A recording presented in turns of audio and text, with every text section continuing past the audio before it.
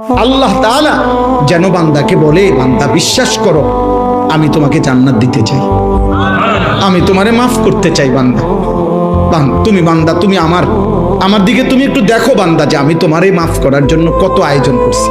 তোমারে মাফ করার জন্য আমি শবে বরাত এক রাত সাজাইছি, এক রাতে কোটি কোটি মাফ করি।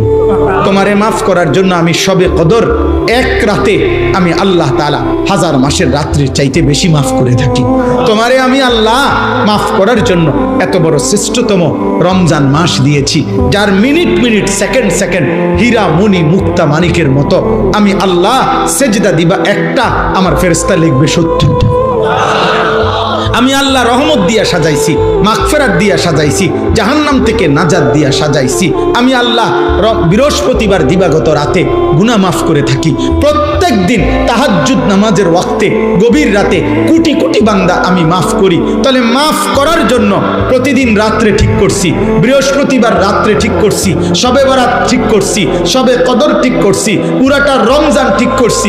এছাড়াও বান্দা 90 বছরের গুনাহ নিয়েও যদি কেউ আসে, আমি আমার বন্ধুকে বলছি, বন্ধু যদি সে সত্যিকার তওবা করে আমি একসাথে মাফ করে দেব। আসমান পরিমাণ গুনাহ নিয়ে আসলে মাফ করে দেব, পাহাড় পরিমাণ গুনাহ নিয়ে আসলে মাফ করে দেব, জমিনের বালুকণা পরিমাণ গুনাহ নিয়ে আসলে আমি মাফ করে দেব। তুমি এরপরে বলো বান্দা, আমি যদি তোমাকে জান্নাত দিতে চাইছি বলে কতভাবে আয়োজন করলাম, আমি আর কি বললে আর কত সুযোগ দিলে তুমি জাহান্নাম থেকে মুক্তি পাইবা।